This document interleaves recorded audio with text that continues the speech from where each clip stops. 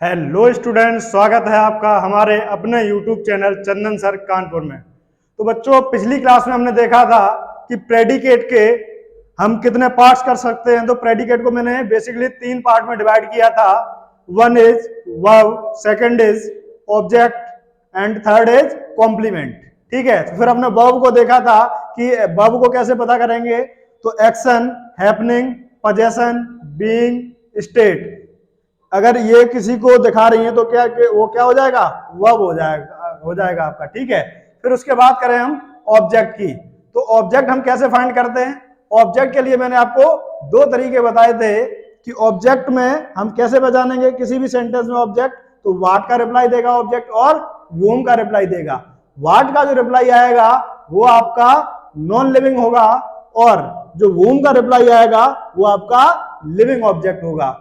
और सुनो, अगर एक ही सेंटेंस में दोनों ऑब्जेक्ट एक साथ आ रहे हैं, दोनों ऑब्जेक्ट एक साथ आ रहे हैं, तो आपका लिविंग ऑब्जेक्ट पहले आएगा और नॉन लिविंग ऑब्जेक्ट बाद में आएगा। लेकिन अगर आप नॉन लिविंग ऑब्जेक्ट को पहले रखना चाहते हैं और लिविंग ऑब्जेक्ट को बाद में रखना चाहते हैं, तो लिविंग ऑब्जेक्ट से पहले आपको टू का यूज करना पड़ेगा।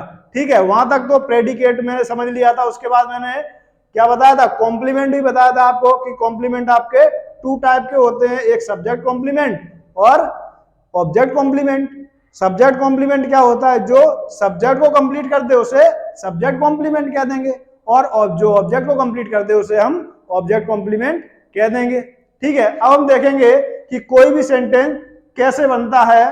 ठीक है, तो किसी भी सेंटेंस को बनाने के लिए हमें किसकी जरूरत होती है, लेटर की। अब इंग्लिश लैंग्वेज में इंग्लिश में आपके कितने हैं लेटर, ये होते हैं आपके, सभी को पता है 26। अब इनकी भी आपकी 2 कैटेगरी की गई है। कौन कौन सी कैटेगरी की गई है आपकी, वॉवेल्स और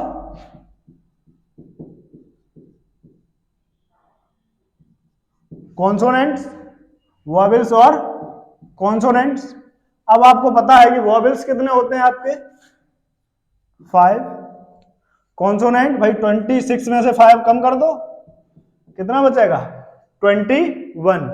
तो सबसे छोटी इकाई अगर इंग्लिश की बात करें तो ये क्या है आपकी, लेटर। ठीक है, तो सबसे क्या होगा, छोटा लेटर।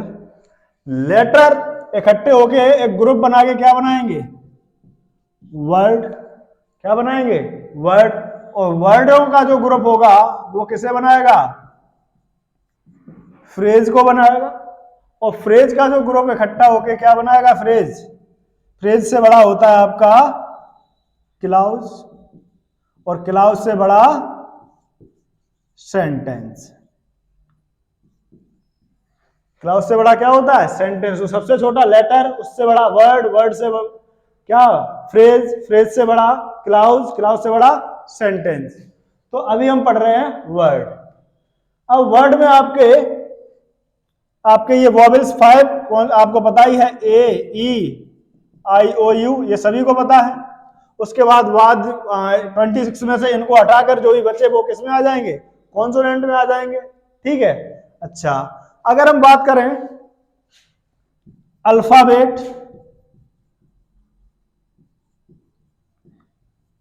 और बात करें हम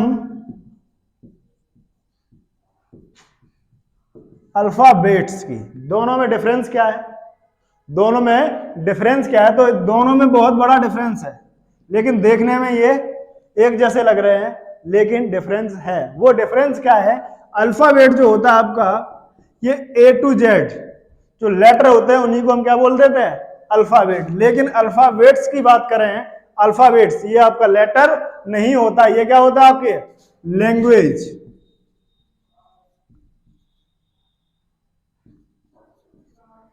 ये क्या होता है आपका, language.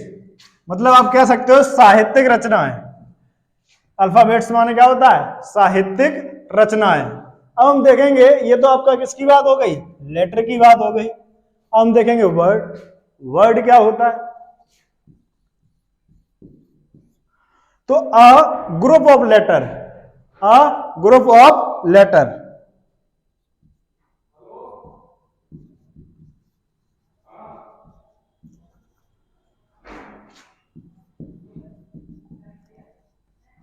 A group of letters, ठीक है, which give a proper meaning.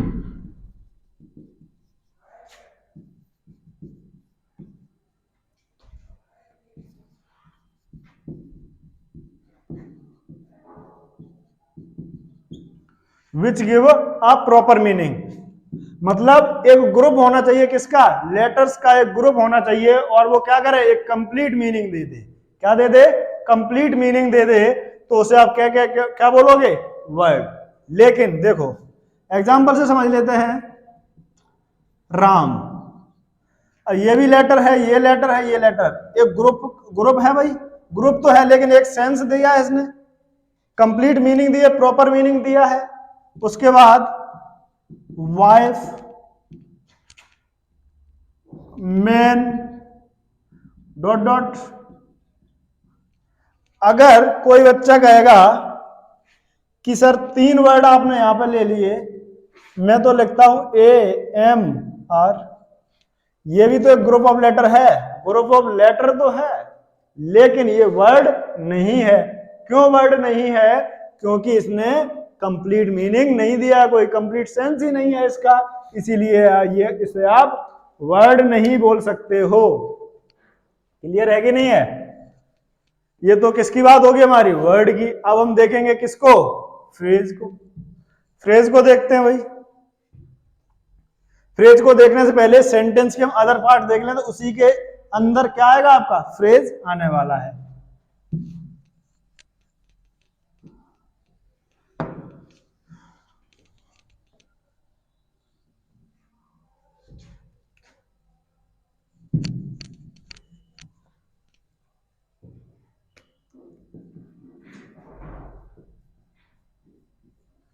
Sentence देख लेते हैं, फ्रेज सेंटेंस के पार्ट्स, ठीक है, अदर पार्ट्स, ठीक है, सेंटेंस के अदर पार्ट्स हैं ये।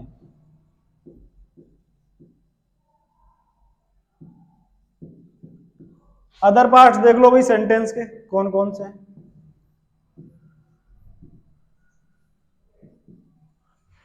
कौन से हैं देखो, फ्रेज, सेकंड, क्लाउज, और थर्ड सेंटेंस खुद, ठीक है।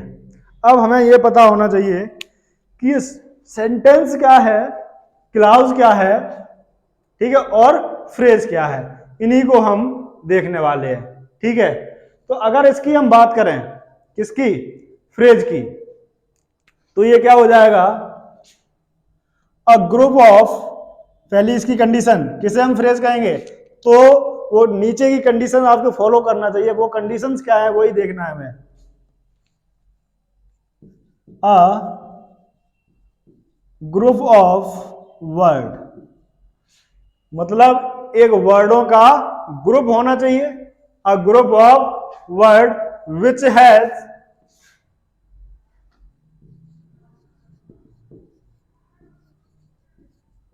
No subject verb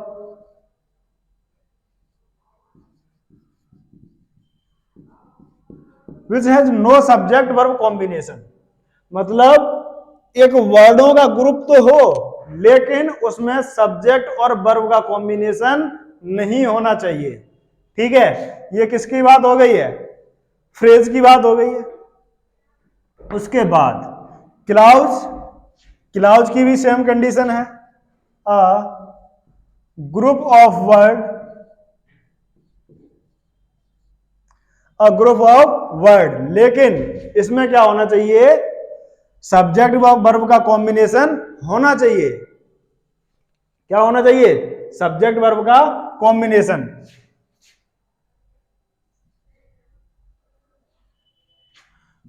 which has subject verb combination. Phrase में आपका सब्जेक्ट वर्ब का कॉम्बिनेशन नहीं होगा, लेकिन क्लाउज में आपका सब्जेक्ट वर्ब का कॉम्बिनेशन होगा। सेंटेंस की बात कर लेते हैं, इसमें भी सेम रहेगा।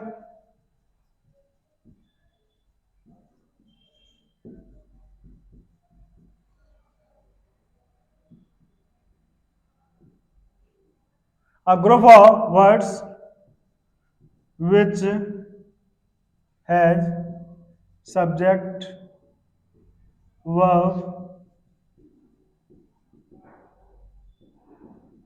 combination. A group of word which has subject verb combination. First condition ये देख लिया आपने कि एक ग्रुप होना चाहिए वर्ड का, उसके बाद उसमें सब्जेक्ट वर्ब का कॉम्बिनेशन होना चाहिए। किस किस में? क्लाउज और सेंटेंस में। लेकिन इसमें क्या नहीं होना चाहिए? कॉम्बिनेशन किसमें नहीं होना चाहिए? फ्रेज में आपका कॉम्बिनेशन नहीं होना चाहिए। उसके बाद क्या कंडीशन है? इट डज नॉट गिव अ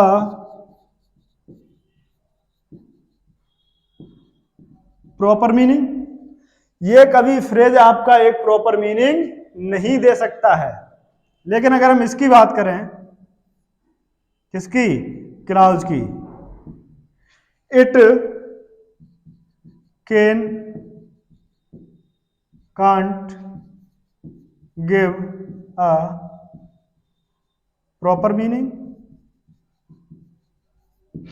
मतलब क्लाउज आपकी जो है प्रॉपर मीनिंग दे भी सकती है और नहीं भी दे सकती है। लेकिन अगर हम सेंटेंस की बात करें,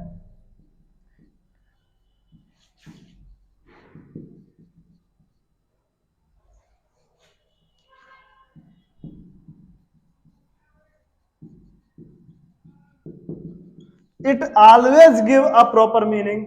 मतलब सेंटेंस जो होगा आपका हमेशा और हमेशा किसे कंप्लीट मीनिंग देगा।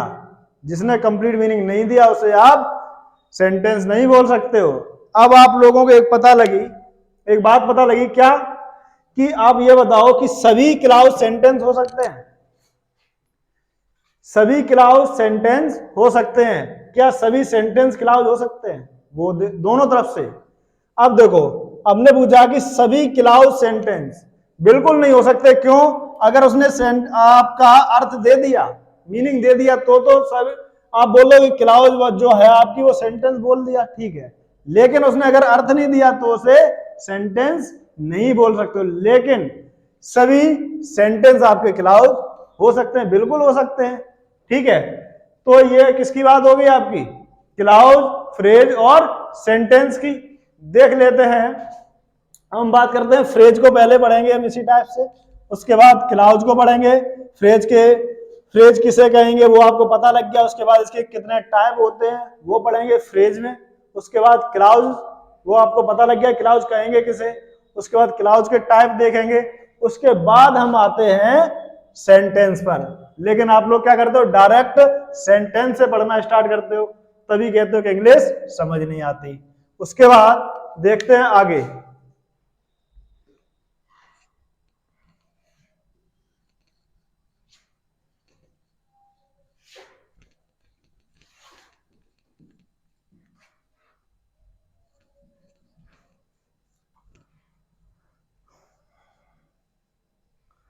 हम देखते हैं फ्रेज। फ्रेज को पढ़ेंगे वन बाई वन, ठीक है। तो फ्रेज की अगर हम बात करें तो ये आपका रहेगा क्या? A group of words which has no subject verb combination, it does not give a proper meaning. ये क्या हो गई? फ्रेज की डेफिनेशन।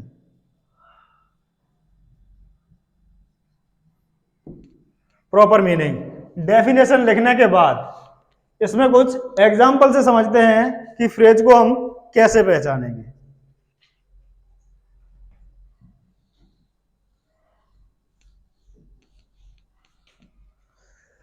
एक सेंटेंस लिखा मैंने,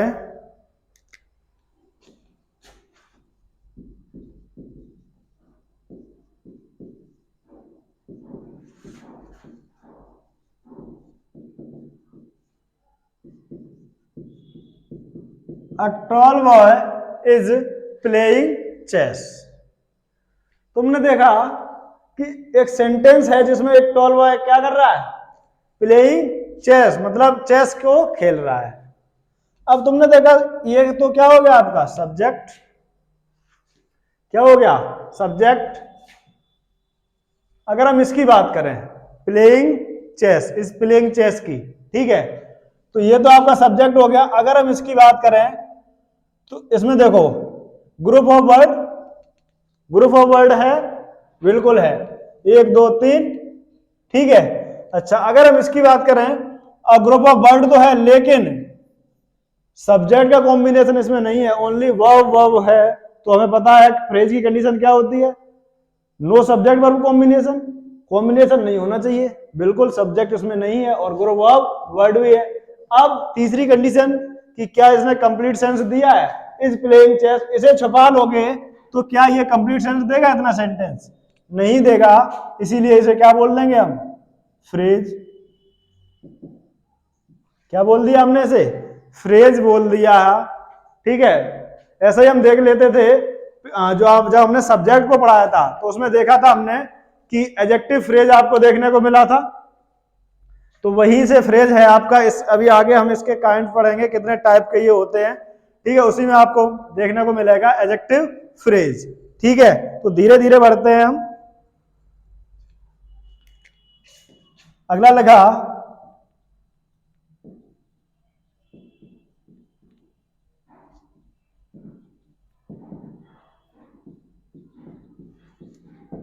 Rahul has been singing a song, ठीक है। थर्ड लिखा हमने ही रन्स वेरी फास्ट, ठीक है। उसके बाद चौथा लिखा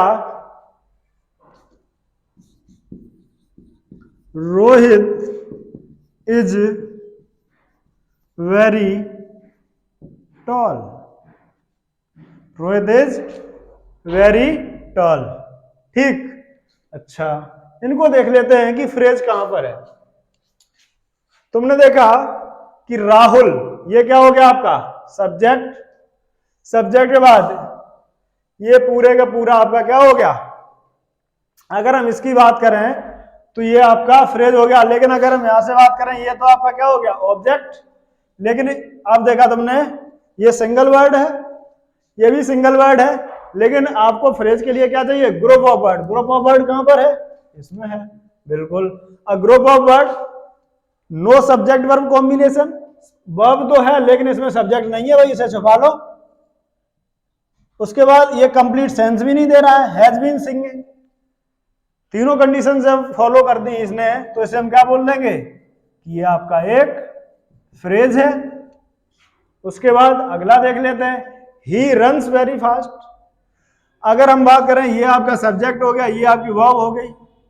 उसके बाद ये देखो इसे क्या बोलेंगे, ये तो आपका सब्जेक्ट, ये आपकी वर्ब। इसकी अगर हम बात करें तो ये क्या हो गया आपका वेरी फास्ट की अगर हम बात करें तो इसमें देखा कि ग्रुप ऑफ वर्ड ना तो ये है और ना ही ये है। उसके बाद तुमने लगा कि ग्रुप ऑफ वर्ड भाई दो है, बिल्कुल बोल सकते हैं ग्रुप ऑफ वर्ड है। उसके बाद सब्जेक्ट वर्ब कॉम्बिनेशन भी नहीं है और कोई कंप्लीट सेंस भी नहीं दे रहा है। जब कंप्लीट सेंस नहीं दे रहा है तो जब फिर इसने किसकी कंडीशन फॉलो कर दी, फ्रेज की, तो फ्रेज बोल दिया हमने इसे। उसके बाद रोहित इज वेरी टॉल। अगर हम इसकी बात करें रोहित इज वेरी टॉल की तो ये आपका सब्जेक्ट, ये आपकी वर्ब, वेरी टॉल, इसे देखते हैं। अगर हम इसे छुपा लें ग्रुप ऑफ वर्ड, बिल्कुल सब्जेक्ट वर्ब कॉम्बिनेशन नहीं है, बिल्कुल नहीं है। उसके बाद कोई कंप्लीट मीनिंग भी नहीं दे रहा है। जब कोई नहीं दे रहा है तो इसे हम क्या बोल देंगे, फ्रेज। तो फ्रेज को देखा आपने, ठीक है। अब अगले वीडियो में हम देखेंगे कि फ्रेज आपके कितने टाइप के होते हैं। उसमें हम पढ़ेंगे noun phrase, adjective phrase, adverb phrase, ठीक है। तो आज हमने देखा कि लेटर से हमने क्या बनाया, लेटर को हमने 2 पार्ट में डिवाइड किया। फर्स्ट केस में वॉवेल्स, कॉन्सोनेंट, वॉवेल्स आपको पता है 5 और कॉन्सोनेंट 21।